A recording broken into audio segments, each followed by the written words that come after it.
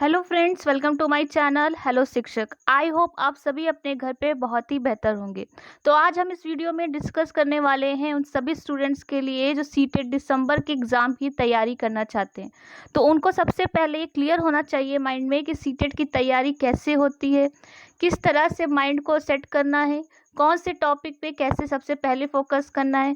इन 3 महीने में आप कैसे पैटर्न को पूरा कवर कर सके, कैसे प्रैक्टिस करें, सीटेट का पैटर्न क्या है, किस चीज़ पे सबसे पहले फोकस करना है, इन सभी को हम इस वीडियो में डिस्कस करेंगे। तो सबसे पहले आपको बता दें कि अगर आप सीटेट एग्ज़ाम की तैयारी करना चाह रहे हैं तो आप सीटेट के पहले ये जो 5 टिप्स आपको बताने वाले हैं इन सभी को देख लें। तो आप एग्ज़ाम में आपके 140 प्लस से स्कोर करने से कोई नहीं रोक सकता। अपनी तैयारी शुरू करेंगे तो 5 टिप्स से यानी मूल मंत्र से, जिससे आपको आइडिया हो जाएगा कि आपको कैसे पढ़ना है, कौन कौन से टॉपिक कवर करना है। क्योंकि जो स्टूडेंट्स पहले भी एग्ज़ाम दे चुके उनको कहीं ना कहीं आइडिया होगा, लेकिन जो स्टूडेंट्स पहली बार एग्ज़ाम की तैयारी करने वाले हैं और तैयारी से पहले ये मूल मंत्र समझ लेते हैं तो उनको 80% सीटेट का पैटर्न क्लियर हो जाएगा कि कैसे पढ़ें, कौन से टॉपिक पढ़ें और खुद से कैसे नोट्स बनाएं। तो स्टार्ट करते हैं हम आज का वीडियो। तो सबसे पहले हमारा जो मेन मोटिव है इस वीडियो का वो है कि कैसे हम अपनी खुद की तैयारी से 140 प्लस स्कोर करें। तो यहाँ पे आपको क्या करना है, सबसे पहले आपको पता होना चाहिए कि आप कौन से कैटेगरी से बिलोंग करते, या आप ओबीसी से हैं, जनरल से हैं, एसटी एससी से हैं, किस कैटेगरी से आप बिलोंग करते हैं। सबसे पहले आपको बता दें कि जो आपका एग्ज़ाम टोटल मार्क्स होता है वह 150 मार्क्स का होता है। अगर आप जनरल कैटेगरी यानी सामान्य वर्ग से बिलोंग करते हैं तो आपको 150 में से 90 अंक लाने होते हैं, यानी कि 150 से आपको 90 आपका पासिंग मार्क्स है। अगर आपने 90 मार्क्स स्कोर कर लिए हैं तो आप क्वालिफाई हो जाएंगे, आपका सीटेट क्लियर हो जाएगा। यानी आपको कम से कम 60% आपको मार्क्स गेन करने। तो यहाँ पे अगर आप 60 मार्क्स परसेंट गेन कर लेते हैं तो आपका जो सीटेट है आप कहीं ना कहीं एलिजिबल हो जाएंगे, यानी कि आपके पास शिक्षक पात्रता पत्र आ जाएगा। तो ये आपका मेन मोटिव है कि कैसे हम 90 मार्क्स लाएं। अगर आपकी तैयारी बेहतर हुई, आप चीज़ों को क्लियर कर लिया, पैटर्न को समझ लिया, प्रैक्टिस अच्छे से कर लिया, तो कहीं ना कहीं आपके 130 टू 140 मार्क्स ईजिली आप गेन कर लेंगे। तो यहाँ हम 90 मार्क्स को फोकस ना करके हम अपना 140 प्लस सोच कर चलेंगे, पूरी तैयारी अपनी पूरी मेहनत हम लगा देंगे। तो ये हो गई हमारी जनरल की बात। आगे हम बात करेंगे कि जो ओबीसी के हैं, एसटी एससी से बिलोंग करते हैं या एससी से बिलोंग करते हैं, उनका मिनिमम मार्क्स क्या स्कोर करना होता है। तो 150 में से आपको 82 मार्क्स आपका पासिंग होता है, यानी कि अगर आप 150 में से अगर आप 82 मार्क्स ले आते हैं तो आप सीटेट क्वालिफाई हो जाएंगे। तो यहाँ पे भी हम सेम बात कहेंगे कि जैसे कि आपको जनरल के लिए कहा था कि हमारा जो मेन मोटिव है वो हमारा पासिंग मार्क्स ना होके हमें 140 प्लस कैसे लाना है इस पे हम फोकस करेंगे। क्योंकि अगर हम 140 प्लस का सोच के स्टडी करेंगे, अपना फोकस करेंगे, तो कहीं ना कहीं हम 130 प्लस स्कोर ईजिली आराम से कर लेंगे। तो यहाँ पे कैसे आपको पढ़ना है, कौन से टॉपिक कैसे पहले कवर करना है, किस पैटर्न को किस माइंडसेट से आपसे सोच कर चलना है, सीडीपी को कैसे सॉल्व करना है, पेडागोजी को कैसे सॉल्व करना है, इन सभी के बारे में आपको बताएंगे। किसी भी तैयारी को शुरू करने से पहले जो हर स्टूडेंट का एक क्वेश्चन होता है कि क्या हमें किसी भी तैयारी को करने से पहले यानी सीटेट को तैयार करने से पहले क्या हमें कोचिंग लेना चाहिए या कोचिंग करना आवश्यक है, या कोचिंग करके ही हम सीटेट क्लियर कर पाएंगे। तो अगर आप किसी भी स्टूडेंट से जो एक सीटेट क्लियर कर चुके हैं या आपके घर में कोई बड़ा ऐसा है जिसने सीटेट का एग्ज़ाम दिया है, तो आप उससे डिस्कस कर सकते हैं, क्लियर कर सकते हैं कि कोचिंग से ही हमारा सीटेट क्लियर होगा। तो आपको बता दें कि सीटेट का जो पैटर्न होता है और सीटेट का जो सिलेबस है आपका बिल्कुल 100% वो क्लियर बता देते हैं कि कौन कौन से आपके टॉपिक हैं, क्या क्या क्वेश्चंस बनते हैं, किस टॉपिक से कितने क्वेश्चन बनते हैं, तो आपका पूरा क्लियर रहता है। तो यहाँ पे सीटेट का अगर खुद से भी अगर ट्राई करते हैं, अगर आप डेली 4 घंटे भी आप किसी भी सब्जेक्ट को फोकस करते हैं, 1-1 घंटे आप अगर आपने चारों सब्जेक्ट को देते हैं, तो कहीं ना कहीं आपका सीटेट खुद से आप खुद की मेहनत से 140 प्लस स्कोर कर लेंगे। क्योंकि सीटेट इतना ईजी है, क्योंकि यहाँ पे सिर्फ आपका माइंड का खेल होता है, आपकी प्रैक्टिस पे डिपेंड करता है, आपके फोकस पे डिपेंड करता है कि आपकी तैयारी कैसी है। क्योंकि आपको पहले से ही पता है कि आपको कौन कौन से सिलेबस से टॉपिक हैं, कौन कौन से आपको कवर करने हैं, इसलिए आपको तैयारी करने में फोकस करना चाहिए, ना कि कोचिंग में जाके या कोचिंग को ढूँढने में आपका टाइम वेस्ट करना चाहिए। तो यहाँ पे हम बता दें, जिन भी बच्चों को लग रहा है कि कोचिंग करना चाहिए सीटेट के लिए, तो उनको कोई नीड नहीं है। अगर आप यूपी टेट और सुपर टेट की बात कर रहे हैं तो उसमें आप मे भी कर सकते हैं, क्योंकि उनका जो कोर्स होता है वो क्लियर नहीं होता, वो अनलिमिटेड कोर्स कहीं न कहीं, कहीं से भी क्वेश्चंस बन जाते हैं, तो आपको थोड़ा-सा डीप पढ़ना पड़ता है। लेकिन सीटेट का ऐसा पैटर्न है जिसमें आपका अगर प्रीवियस ईयर भी देखेंगे तो कहीं न कहीं आपके ऐसे क्वेश्चंस हैं जिनमें आपके कुछ पॉइंट्स चेंज रहते हैं, लेकिन क्वेश्चन आपके सेम रहते हैं और सेम आपके टॉपिक से ही क्वेश्चन आते हैं। इसलिए आप खुद से, अगर डेली आपके पास अभी 2 से 3 महीने हैं, अगर को रोज़ की रोज़ आप प्रैक्टिस करेंगे तो आपका ईज़िली, आप खुद की मेहनत से, आप खुद के फ़ोकस से आप सीटेट को क्लियर कर सकते हैं। तो यहाँ हो गई, आपके डाउट को क्लियर कर दिया है, तो अब आगे बात करते हैं अपने सब्जेक्ट्स को लेकर। सबसे पहला आपका टिप्स है मनोविज्ञान को लेकर, यानी कि सीडीपी को लेकर, जिसमें आपके सीटेट के एग्ज़ाम में टोटल 30 मार्क्स के क्वेश्चन आते हैं, जिससे 15 मार्क्स आपके पेडागोजी के हो जाते हैं और आपके 15 मार्क्स जो होते हैं वो थ्योरी के हो जाते हैं। तो यहाँ पे बता दें, आपको मनोविज्ञान हो या सीडीपी हो या आपका कोई भी आपका पेडागोजी हो, उसको सॉल्व करना है तो आपको सकारात्मक ढंग से करना है। यानी कि आप क्वेश्चंस को सॉल्व कर रहे हैं और आपको माइंड में रखना है कि हमें कोई भी आंसर हो, हमको उसके सबसे ज़्यादा जो पॉजिटिविटी देगा, यानी जो सबसे ज़्यादा हमें सकारात्मक आंसर लगेगा, उसी को हमें टिक करना है, उसी को हमें सॉल्व करना है। तो पहले टिप्स में आपका जो मूल मंत्र है कि आपको किसी भी क्वेश्चंस को मनोविज्ञान में करने से पहले आपको सकारात्मक आंसर ढूंढना है। यानी कि आप कोई भी क्वेश्चन हो, बच्चों को लेकर या किसी सिस्टम से लेकर, आपको सिर्फ पॉजिटिव आंसर लगाना है। अगर आपको कहीं भी नेगेटिव आंसर लिख रहा है या किसी एक ही चीज़ पे फोकस किया जा रहा है, तो मान के चलिए वो आपका उत्तर गलत होगा, क्योंकि यहाँ पे जो भी हमारा सीडीपी होता है, जो पेडागोजी होती है, वो हमें बताती है कि कैसे हम पॉजिटिव रहें, कैसे बच्चों के लिए हम पॉजिटिविटी के साथ उसका सॉल्यूशन ढूँढें। तो यहाँ पे सबसे बड़ा आपको मूल मंत्र पढ़ने से पहले यही है कि सीटेट को पढ़िए तो आप माइंड में पॉजिटिविटी लेकर चलिए कि बच्चे के लिए हमें क्या करना है, बच्चे के ऊपर इफ़ेक्ट ना करे, बच्चे के लिए कैसे हम उसकी गलती को सकारात्मक रूप से सही कर सकें, कैसे बच्चों को हम सकारात्मक रूप से पढ़ा सकें, नेगेटिविटी प्रभाव ना पड़े, कहीं भी हमें नेगेटिव ऐसा आंसर नहीं ढूँढना है जो जिसका हमारा सिर्फ़ एक ही चीज़ पे फ़ोकस करे, या हमारा ऐसे आंसर ढूँढना है जो एक आंसर से आपके सभी ऑप्शन पे भारी पड़े। तो ये हो गया आपका पहला टिप्स। उसके बाद अब आगे हम बात करेंगे कि आपको, कि कैसे अगर आपके क्वेश्चन आते हैं एग्ज़ाम में तो कैसे आप पॉजिटिव आंसर ढूँढ सकते हैं। तो यहाँ पे आप एग्ज़ाम्पल के थ्रू आपको पूरा समझ में आएगा। तो जैसे आपको क्वेश्चन दिया गया है कि एक बच्चा कक्षा में शोर मचा रहा है, आप उसके साथ क्या करेंगे? तो आप जैसे टीचर हैं और कोई बच्चा है कक्षा में और वो शोर मचा रहा है, तो क्या उसको मारेंगे या उसे डाँटेंगे या उसके पेरेंट्स को कॉल कर देंगे या उसके माता-पिता को विद्यालय बुलाएँगे या तुरंत कक्षा से बाहर निकाल देंगे या डाँट कर चुप करा देंगे या शोर मचाने का कारण जानने की कोशिश करेंगे। तो यहाँ पे आपको क्या बताया था कि आपका जो मूल मंत्र था वो था पॉजिटिविटी। तो यहाँ पे बच्चों को लेकर आपको बहुत ही पॉजिटिव आंसर ढूँढना है, बहुत ही शांत मन से सबसे अच्छा जो आपका 100% आपको लगे कि हाँ, यही सबसे अच्छा उपाय है बच्चों के लिए। तो यहाँ पे सबसे पहला आंसर है डाँट कर चुप करा देंगे। तो कहीं न कहीं आपका जो दंड और जो आपका पनिशमेंट है बच्चों का नेगेटिव प्रभाव डालेगा। तो ये आंसर तो आपका बिल्कुल नहीं जाएगा, क्योंकि बच्चों को हम डाँट नहीं सकते, ना ही मार सकते हैं, क्योंकि हमें जो सीडीपी सॉल्व करनी है या सीटेट को सॉल्व करना है, हमें पॉजिटिव आंसर के साथ सॉल्व करना है। उसके बाद आता है आपका तुरंत कक्षा से बाहर निकाल देंगे, तो ये भी बच्चों के लिए जो नेगेटिव प्रभाव का ही काम करेगा।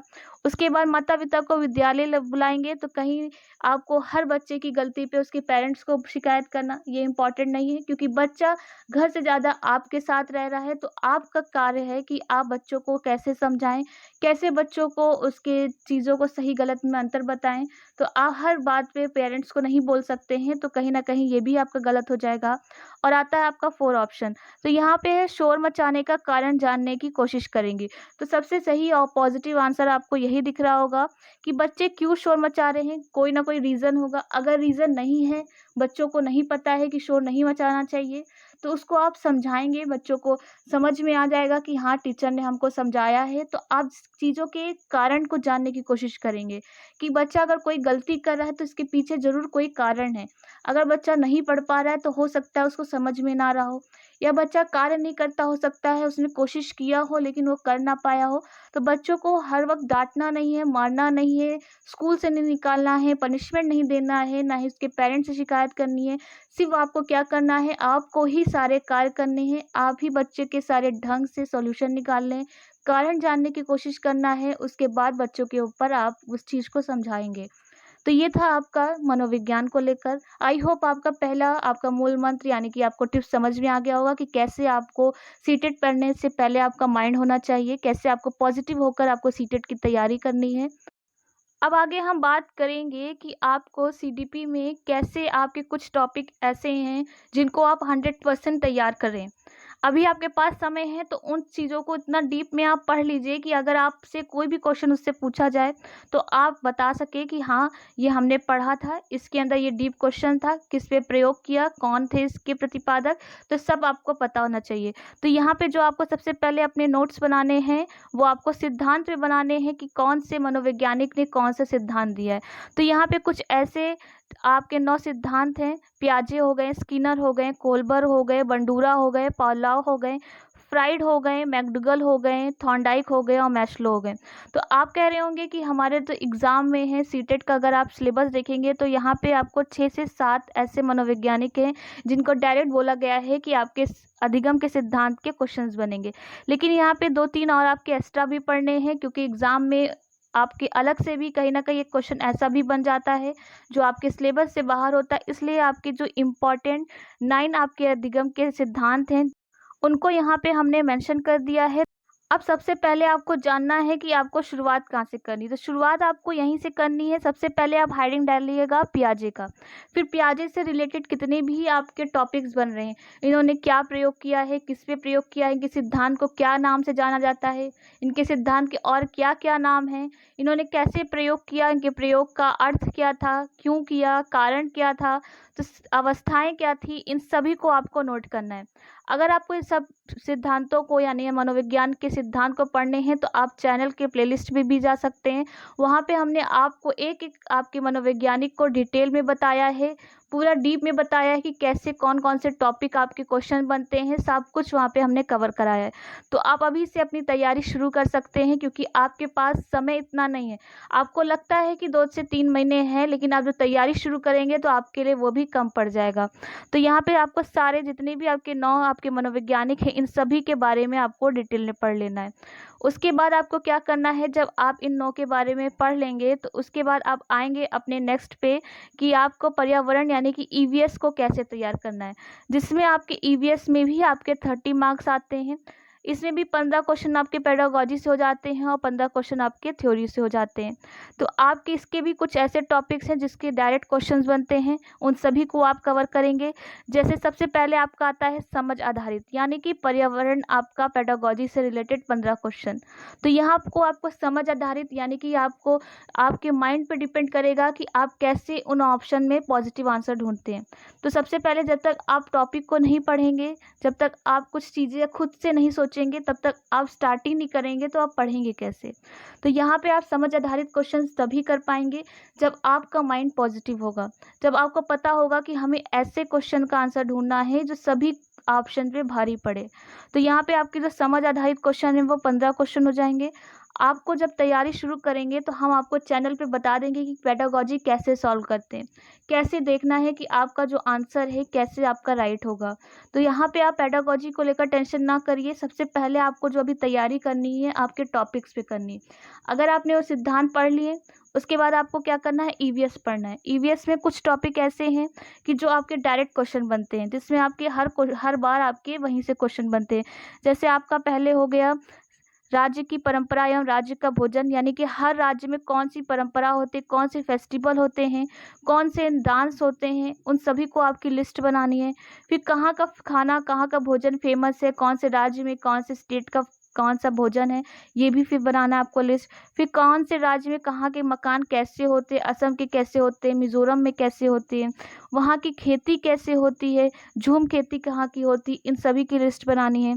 उसके बाद पशु पक्षी के बारे में पढ़ना है कि कौन से पशु कैसे रहते हैं, हाथी कैसे रहते हैं, चींटियों का क्या कार्य है, आपका मधुमक्खी छत्ता कैसे लगाती है, कौन सी मधुमक्खी का क्या कार्य होता है, या पशु में क्या कार्य होता है, या पक्षी कैसे घोंसला बनाते हैं, कौन से घोंसला खुद से बनाते हैं, कौन से घोंसला दूसरे के घोंसले में बनाते हैं, या कौन सा चिड़िया अपना घोंसला कैसे लटका हुआ बनाती है, पेड़ पे बनाती है या ऊंचे पे बनाती है। इन सब चीज़ों को आपको खुद से पढ़ना पड़ेगा। उसके बाद आपको पढ़ना है रहन सहन और पहनावा, कि कौन से स्टेट का या किस राज्य का कैसा पहनावा है, कैसे पहचानेंगे कौन सा पहनावा किस राज्य का है, यहाँ से आपको कवर करना है। उसके बाद जो आपके इम्पोर्टेंट टॉपिक आते हैं कि जैव विविधता के बारे में पढ़ना, बायोडाइवर्सिटी के बारे में पढ़ना, ब्रह्मांड के बारे में पढ़ना, यानी कि आपको सौर मंडल इन सभी को कवर करना है। फिर भूमि और मिट्टी से रिलेटेड पढ़ना है, प्रदूषण से पढ़ना है, बीमारी से पढ़ना है कि कौन सी कमी से कौन सी बीमारी होती है, या रासायनिक नेम क्या है, या कौन से खाने को करने से हमारी ये विटामिन दूर हो जाती है, या हमारी कौन सी बीमारी दूर हो जाती है। फिर विटामिन पढ़ना है, कौन सी विटामिन का नाम क्या है। उसके बाद आपको ब्लड यानी ब्लड ग्रुप पढ़ना है। उसके बाद फिर सभी दिवस पढ़ने हैं आपको कि कौन से दिन कौन सा दिवस बनाया जाता है, या प्रविधि की जानकारी पढ़नी है, या पृथ्वी की जानकारी पढ़नी है। इन सभी को आपको यहाँ पे कवर करना है। तो आपके कुछ टॉपिक ऐसे हैं जो आपको चैनल पे इजीली आपको टॉपिक वाइज मिल जाएंगे। तो आप अगर अभी तैयारी करना चाह रहे हैं तो चैनल पे जाके आप देखिएगा, वहाँ पे आपको टॉपिक वाइज आपको टॉपिक मिल जाएंगे, क्योंकि हमने पहले भी पढ़ाया हुआ है और आगे भी पढ़ाएंगे। तो अभी से अगर आप थोड़ा थोड़ा टच हो करते हुए इस टॉपिक्स को जाएंगे, तो जब आपको फिर से पढ़ाया जाएगा तो कहीं ना कहीं आपको ईजी लगने लगेगा। तो ये हो गई हमारी पर्यावरण की बात। उसके बाद हम बात करेंगे आपके मैथ्स में। तो मैथ्स में भी आपका 30 मार्क्स का पेपर आता है, जिसमें आपको 15 क्वेश्चन जो आते हैं आपके समझ पर आधारित होते हैं, यानी आपके पेडागोजी से होते हैं। 15 क्वेश्चन आपके सॉल्यूशन बेस होते हैं। तो जिसमें से सबसे ज़्यादा इंपॉर्टेंट जो टॉपिक आता है वो आपका स्थानीय मान और जातीय मान से आता है। पूछ लिया जाता है कि कौन सी संख्या का क्या स्थानीय मान है, या स्थानीय मान और जातीय मान का अंतर क्या है, जोड़ क्या है, गुणा क्या है, ऐसे क्वेश्चन बन जाते हैं। फिर आता है पेडागोजी जो आपके समझ पे आधारित होता है। फिर क्वेश्चन बनता है आपका ग्राफ के आधारित, यानी कि आपको पाई चार्ट दे दिया जाता है, आपको बार ग्राफ दे दिया जाता है और बोलते हैं कि इसको सॉल्व करके बताइए कौन से ईयर में कितने परसेंटेज कार्य हुआ। फिर प्रतिशत आधारित होता है, आपको परसेंटेज निकालना होता है, लाभ हानि निकालनी होती है, चक्रवृद्धि ब्याज निकालना होता है।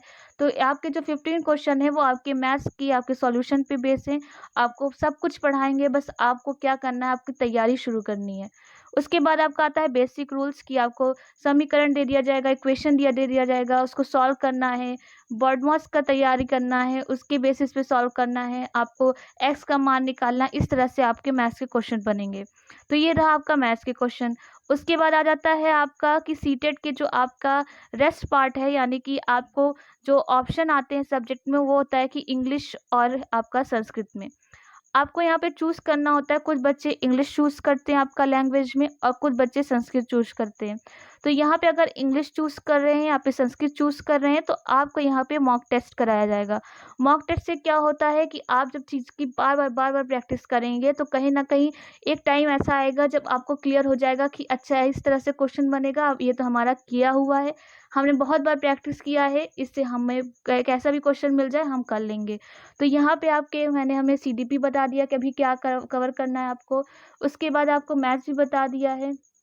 उसके बाद आपको हिंदी भी आपको तैयार कराया जाएगा कि हिंदी के कौन कौन से टॉपिक हैं, कारक है, विलोम है, सब कुछ आपको बताएंगे। पर्यायवाची हो गया, सब कुछ पेडागोजी हो गई हिंदी की, सब कुछ पढ़ाएंगे। मैथ्स की पेडागोजी पढ़ाएंगे। यहाँ पे संस्कृत और इंग्लिश जो भी बच्चे चूज़ करे हैं दोनों के मॉक टेस्ट भी कराए जाएंगे। लेकिन उससे भी पहले आपको एक और काम करना है, जो सीटेट की तैयारी करने वाले बच्चे हैं उनको क्या करना है, सबसे लास्ट आपका जो 5th आपका मूल मंत्र है उसमें आपको प्रीवियस ईयर क्वेश्चन सॉल्व करने। जब तक आप सारे पेपर्स नहीं सॉल्व कर पाएंगे तब तक आपको नहीं क्लियर होगा कि पेपर कैसा आता है। आप पढ़ तो लेंगे लेकिन आपको क्या लगेगा कि कितना पढ़ें, बहुत है इसके अंदर, हर एक टॉपिक हमें कवर करना है। लेकिन जब आप पेपर लेकर बैठेंगे तो आपको डाउट एकदम क्लियर हो जाएगा कि हर एक टॉपिक से एक एक क्वेश्चन आता है। सीटेट का पैटर्न इतना ईजी है कि अगर आप एक बार समझ लेंगे ना तो आपको वो टिप्स पे आ जाएगा क्योंकि आपका जो हर टॉपिक है वो साफ-साफ क्लियर-क्लियर मेंशन किया गया है और मेंशन करने के बाद हर एक टॉपिक से हर एक क्वेश्चन बना हुआ है। तो जब आप प्रीवियस ईयर के सारे पेपर करेंगे तो आपको एकदम क्लियर हो जाएगा कि हमें तैयारी कैसी करनी।